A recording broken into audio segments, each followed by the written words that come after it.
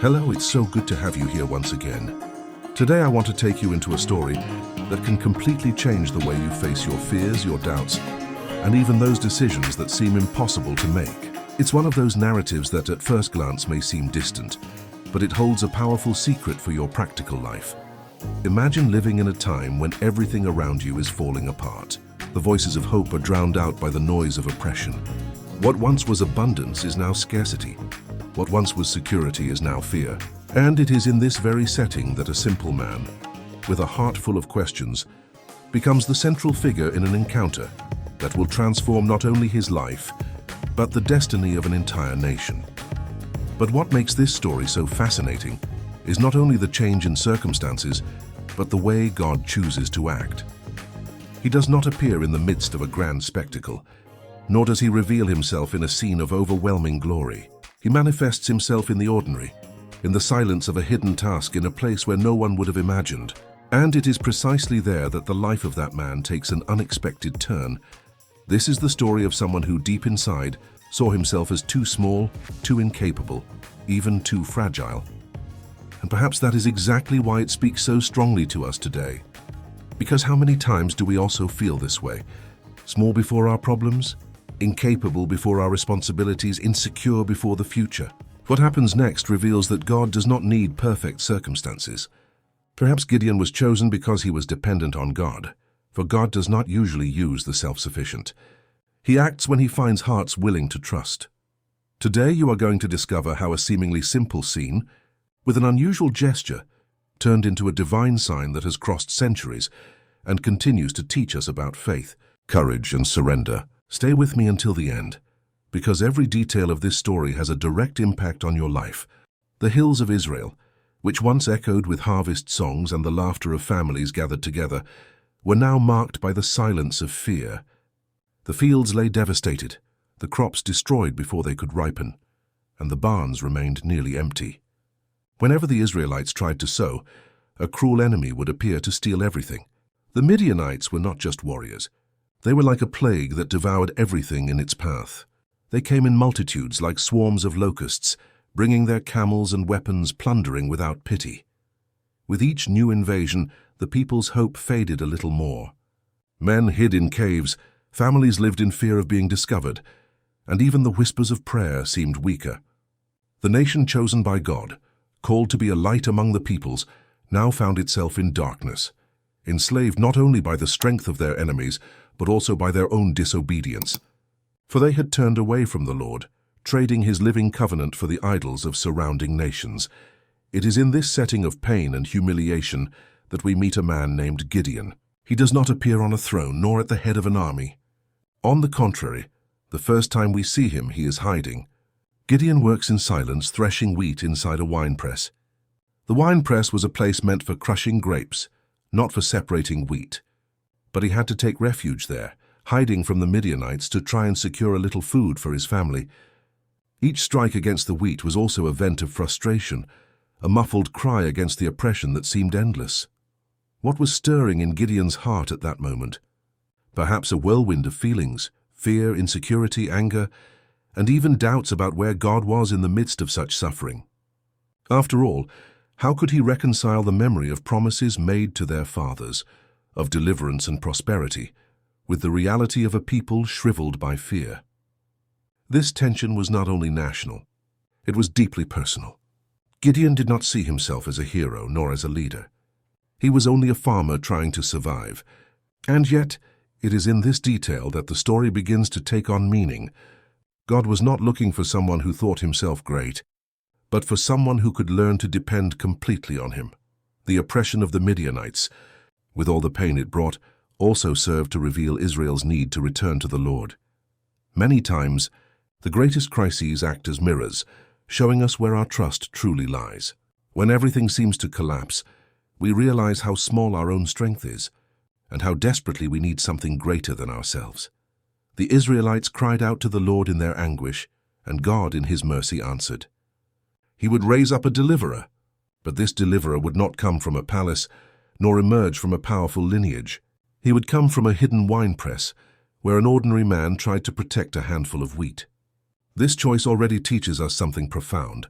When the Lord wants to change history, he begins in the most unlikely of places.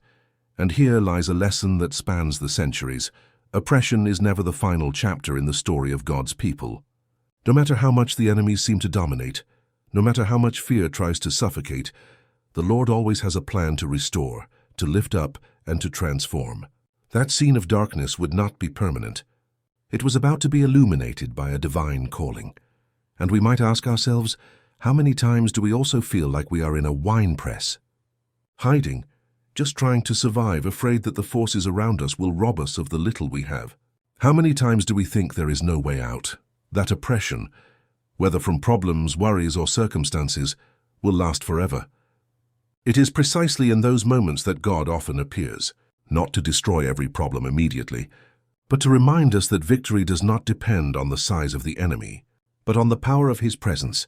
The silence of that winepress would soon be broken by an unexpected voice.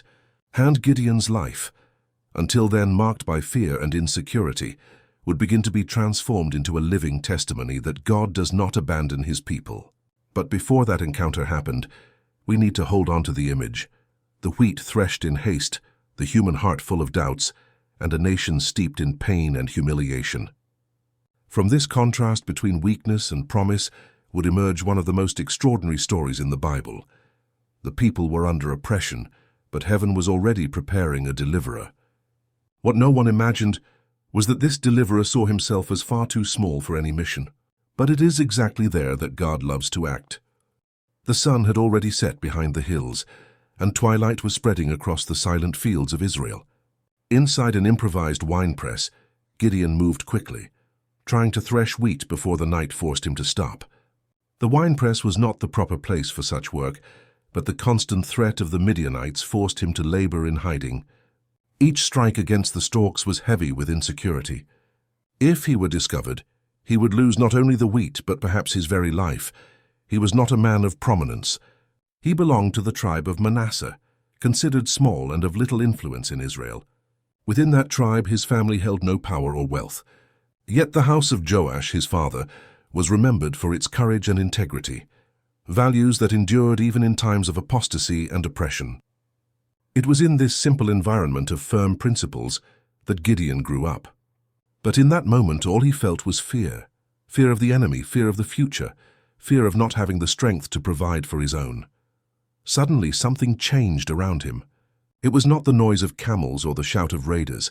It was a different silence, deep, filled with a powerful and reverent presence. Gideon lifted his eyes and saw under the shadow of an oak tree the figure of a man sitting. He appeared ordinary, but his eyes carried indescribable authority, a peace that pierced through every barrier of fear. Then a firm and gentle voice echoed, "The Lord is with you, mighty man of valor." Valiant?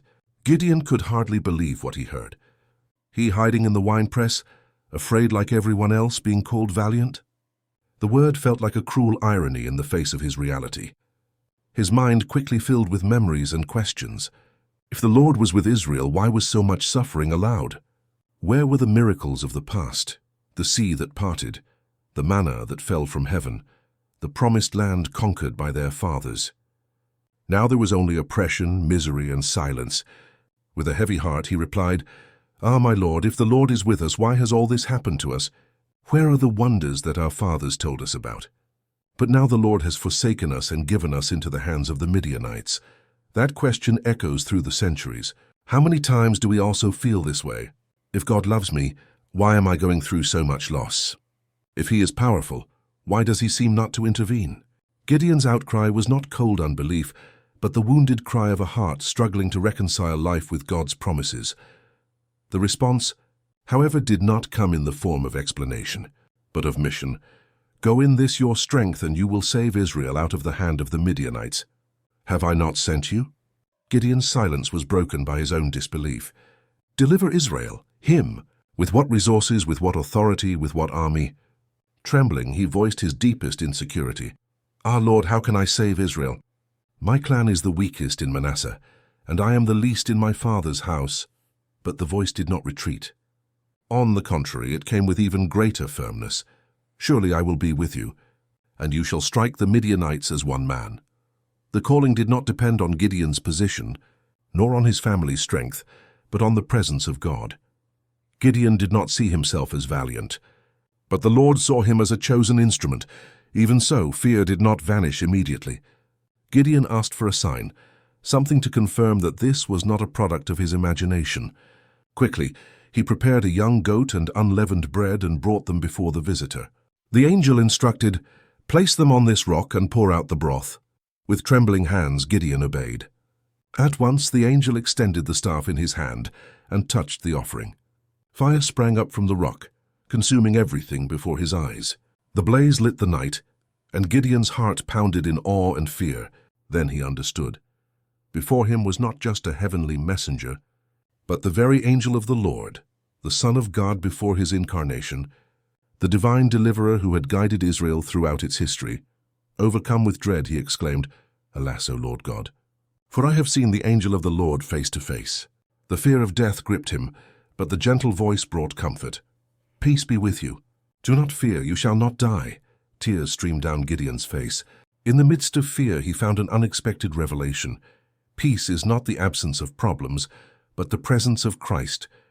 In that very place, he built an altar and called it "The Lord is Peace." It was the first visible marker of a transformation that had only begun. This encounter did not occur in palaces, nor before crowds. The divine call appeared in a hidden winepress, in the life of an ordinary man. God chose Gideon not because he was strong or influential, but because he saw in him a heart willing to trust. From that moment on, nothing would be the same. Insecurities would still arise, there would still be tests, but Gideon would learn that human weakness is the stage where Christ reveals his power. The altar of peace was only the beginning of a journey, where every doubt would be answered with even greater signs. Yet the story did not end there. What was about to unfold would show God's infinite patience with human fragility, and how a simple fleece would become the symbol of a faith that would echo through the centuries and reach us today. And before we continue this inspiring and surprising story, I want to ask you to leave your like on this video.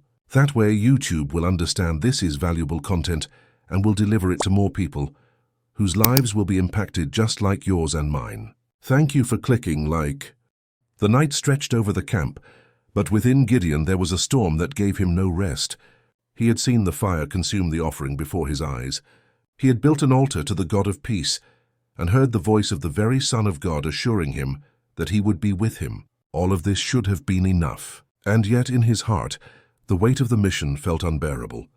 Delivering Israel was not only about facing enemy soldiers, it was about facing his own weakness. How could he convince a broken, fearful people to follow him? How could a man from the smallest clan of the smallest tribe rise up against a multitude of Midianite warriors beyond number?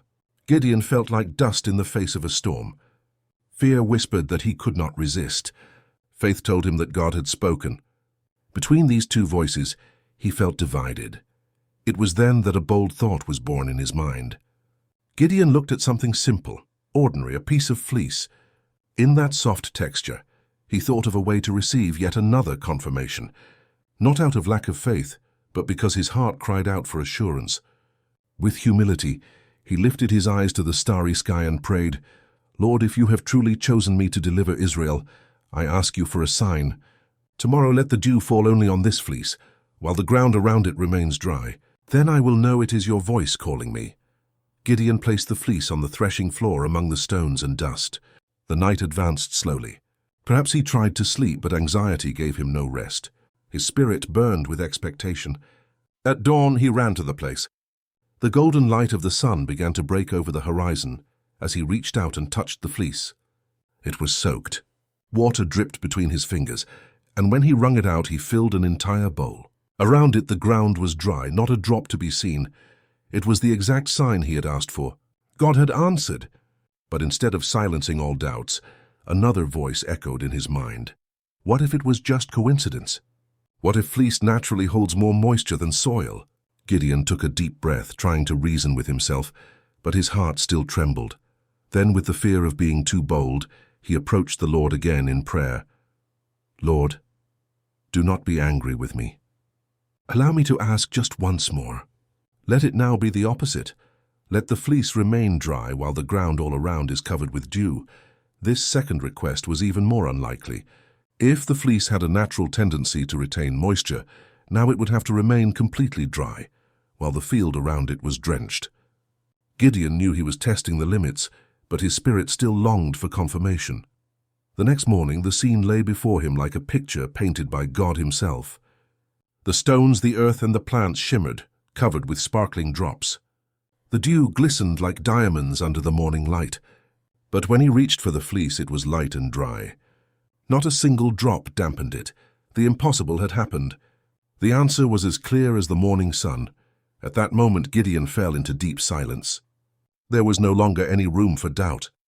God had not only called him, but also, with infinite patience, had stooped to the level of his weakness to strengthen him. The fleece had become a living sermon before his eyes. The work ahead would not be the result of human strength, but of divine power that acts in the impossible. This scene reveals much about the character of God. He does not reject hearts that seek him sincerely, even when insecure. Gideon did not ask for signs to resist God's will, but because he felt far too small. And the Lord answered not once but twice, showing that faith can be born even in the midst of doubt. How many times do we also cry out for signs? Perhaps we do not place fleece on the ground, but we ask God for clear confirmations in difficult decisions. Lord, if this is the way, show me evidence. If this door is from you, confirm it in my heart. And the same Christ who spoke with Gideon continues to respond today, guiding us step by step, shaping our trust. The wet fleece on dry ground, and then the dry fleece on soaked ground, were more than isolated miracles. They were spiritual lessons. Just as the fleece stood in contrast to its surroundings, God was showing that Israel would rise against all odds, because victory would not come from human hands but from the supernatural. That morning, standing before the dry fleece on wet ground, Gideon finally surrendered. He was still the same simple man, but now he carried within himself the certainty that he did not walk alone. The Lord had committed himself to him, not only in words but with visible demonstrations. Gideon was now ready to obey. For if God was able to transform nature itself to confirm his call, he was certainly able to transform an entire people to conquer freedom. And Gideon knew the time to act had come. But when he gathered the men for battle, he discovered that God still had lessons to teach. And that is what we are about to discover, so stay with me. The sun rose over the valley of Jezreel, illuminating a grand scene. Before Gideon stood 32,000 men ready for battle.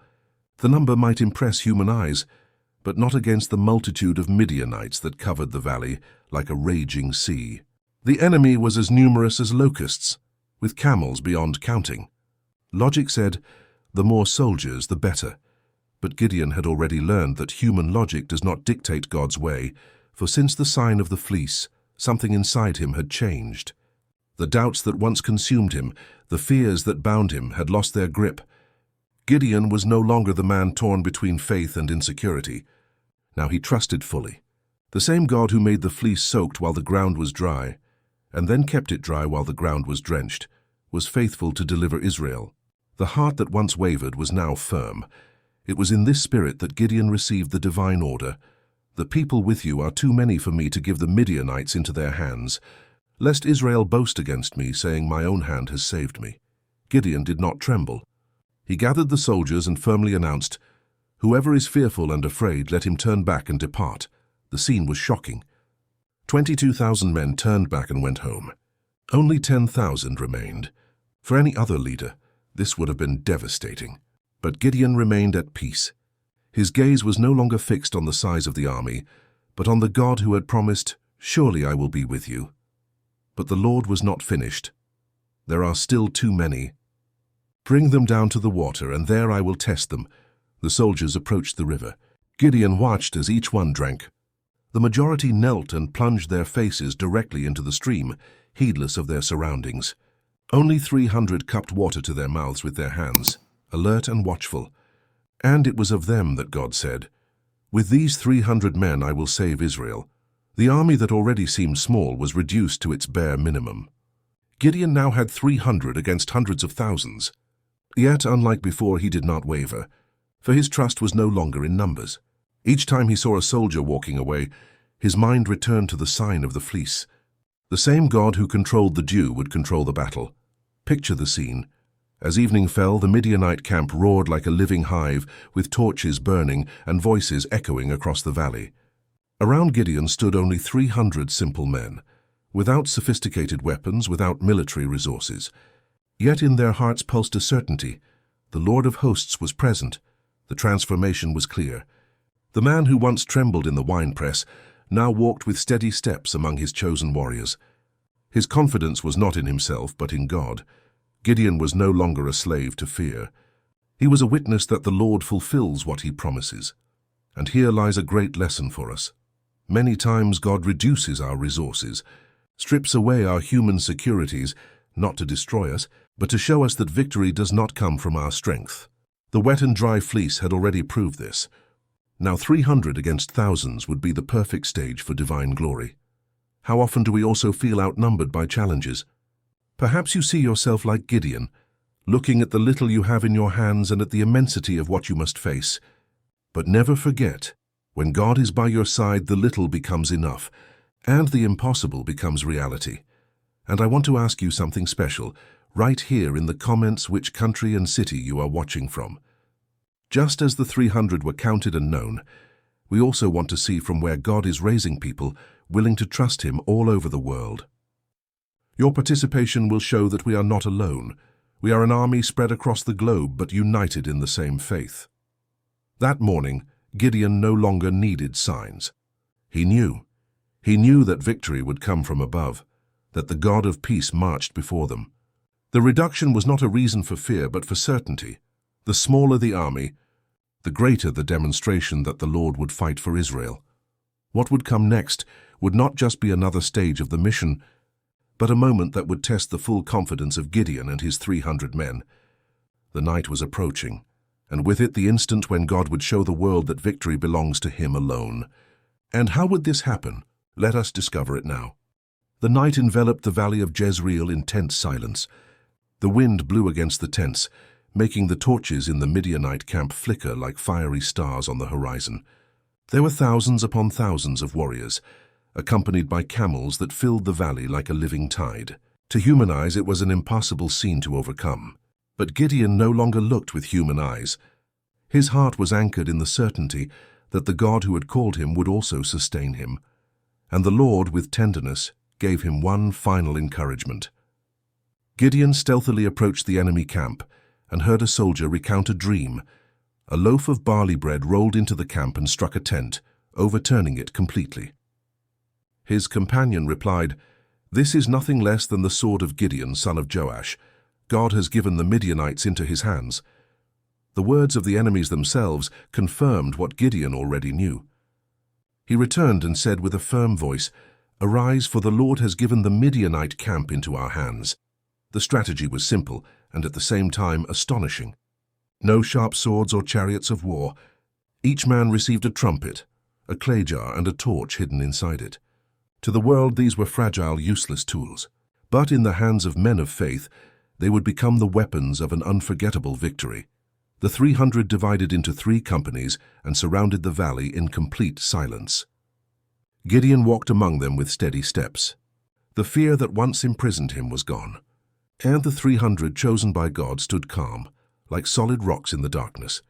There was no trembling in their hands, only confidence. The contrast was overwhelming.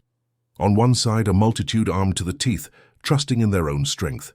On the other, 300 humble men with trumpets and jars upheld by the power of heaven. The cold of the night pierced the air when suddenly the signal was given. In an instant, silence was shattered by 300 trumpets sounding together like thunder rolling across the valley. The shattering of jars echoed like crashing waves, and 300 torches were lifted high, lighting the night as if fire had fallen from the sky. Then the cry rang out, "The sword of the Lord and of Gideon." The effect was devastating. The enemy camp, caught by surprise, plunged into total panic. Men awoke in terror, running in every direction. The scattered torches gave the impression that a massive army surrounded the valley. The sound of trumpets multiplied in the air, as if thousands were advancing from all sides. The confusion was so great that the Midianites, in despair, turned their swords against each other. Brothers in arms clashed in the dark, and chaos overtook the camp. What once seemed like an invincible force became a multitude of fugitives. running aimlessly, destroying themselves in the process. Meanwhile, the 300 stood motionless, each in his place, steady and calm, watching the hand of God at work. They did not need to raise a sword. The Lord had fought for them.